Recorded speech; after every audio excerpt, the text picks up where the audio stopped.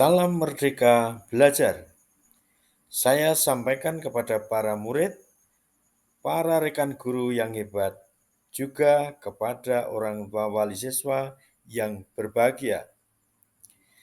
Selamat berjumpa dengan saya Antonius Darto Saputro, guru matematika SMP Negeri 1 Ngadirojo, Wonogiri. Kali ini saya akan menyampaikan tentang pemahaman merdeka belajar. Merdeka Belajar terdiri dari 7 topik. Pada kesempatan ini saya akan membuat aksi nyata pada topik pertama, yaitu Merdeka Belajar. Saya memilih aksi nyata yang pertama, menyebarkan pemahaman Merdeka Belajar. Setelah memahami topik tentang Merdeka Belajar, diharapkan kita dapat memahami gagasan dan prinsip pendidikan dasar sesuai dengan pemikiran Ki Hajar Dewantoro. Yang kedua, memahami untuk memberikan fasilitas yang seluas-luasnya kepada murid untuk berkembang sesuai dengan kodratnya. Yang ketiga, yaitu penerapan pembelajaran yang memerdekakan murid.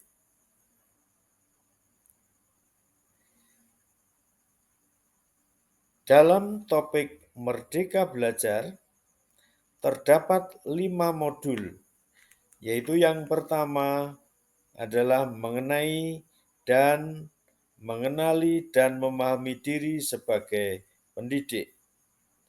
Modul kedua, mendidik dan mengajar. Modul ketiga, mendampingi murid dengan utuh dan menyeluruh. Modul yang keempat, mendidik dan melatih kecerdasan budi pekerti. Sedangkan modul yang kelima, pendidikan yang mengantarkan keselamatan dan kebahagiaan. Pada modul pertama, mengenali dan memahami diri sebagai pendidik. Yang pertama, kita harus memahami dan menghayati diri sebagai manusia yang merdeka untuk terus belajar. Kemudian, menyelaraskan peran guru yang relevan dengan konteks murid dan zaman. Sedangkan yang ketiga, bertutur kata lembut, mendengarkan pendapat, memotivasi untuk gemar dan senang belajar. Sekarang bagaimana mendidik dan mengajar pada kurikulum Merdeka Mengajar itu? Tidak dipungkiri bahwa pada masa sekarang masih ada guru yang menerapkan cara mengajar seperti zaman kolonial. Di antaranya, meminta murid berdiri di depan kelas pada saat lalai mengerjakan tugas. Kemudian ada juga yang mengkondisikan murid duduk rapi menghadap ke depan dengan kelas yang hening. Ada pula yang melakukan perankingan berdasarkan nilai pengetahuan. Ada juga guru yang menyergamkan pembuatan tugas. Dan ada pula guru yang memukul murid karena tidak mengerjakan tugas dan lain sebagainya. Selanjutnya, pada modul mendampingi murid dengan utuh dan menyeluruh, dalam proses pendampingan kepada murid, kita harus menyesuaikan dengan kodrat keadaan, yang mana kodrat itu dibagi menjadi 2, yaitu kodrat alam dan kodrat zaman. Kodrat alam berkaitan dengan sifat dan bentuk lingkungan di mana anak itu tinggal. Sedangkan kodrat zaman berkaitan dengan isi dan irama, yaitu disesuaikan dengan zaman anak tersebut berkembang. Dalam hal ini, tidak ada individu yang sama. Menurut Ki Hajar Dewantoro, dalam melakukan pembaruan yang terpadu, hendaknya selalu memperhatikan bahwa semua kepentingan anak, baik mengenai hidup pribadinya maupun hidup kemasyarakatannya, jangan sampai meninggalkan kepentingan dengan kodrat keadaan, baik kodrat alam maupun kodrat zaman. Dalam modul mendampingi murid dengan utuh dan menyeluruh, guru harus menerapkan asas trikon, yaitu kontinu, konvergen, dan konsentris.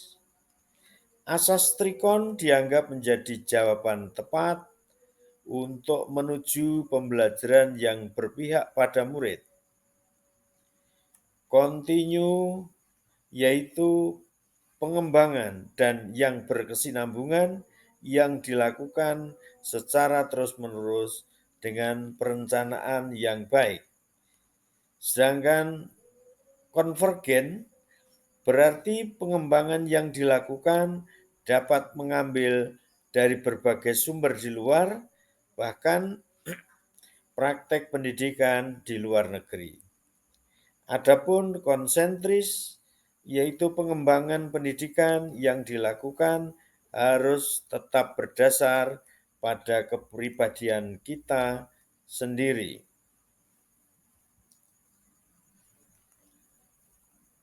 Dalam penerapan kurikulum Merdeka Mengajar, guru hendaknya mendidik dan melatih kecerdasan budi pekerti dengan cara yang pertama melatih keberanian berpendapat atau olah akal.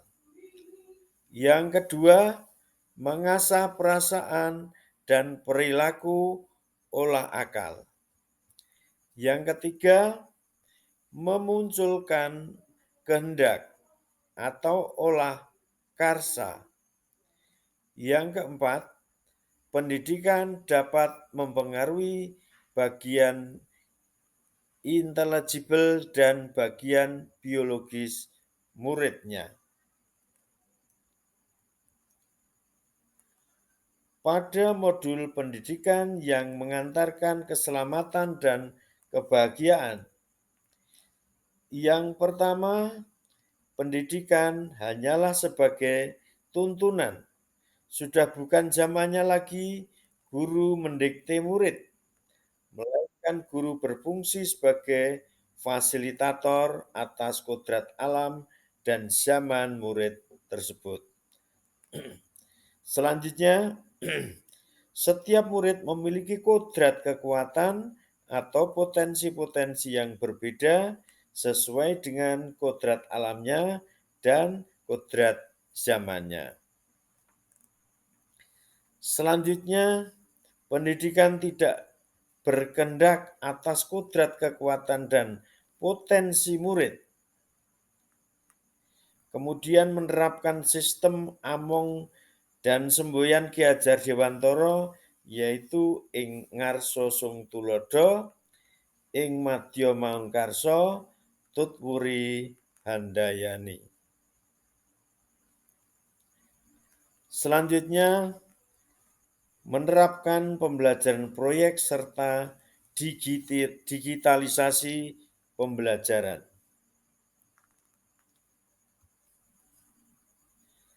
Terdapat trisentra pendidikan, yaitu pertama adalah keluarga, karena keluarga adalah pendidikan pertama untuk seorang anak. Yang kedua adalah pendidikan di sekolah. Sekolah adalah rumah kedua bagi anak yang menyediakan pendidikan berbagi ilmu pengetahuan, keterampilan, budaya, dan budi pekerti. Selanjutnya adalah masyarakat. Pendidikan lingkungan masyarakat, layaknya sekolah dan keluarga, sangatlah berpengaruh terhadap pendidikan anak, yaitu tentang bagaimana anak itu bergaul dan berteman. Demikian pemaparan aksi nyata tentang topik Merdeka Belajar. Kami ucapkan banyak terima kasih dan salam merdeka belajar.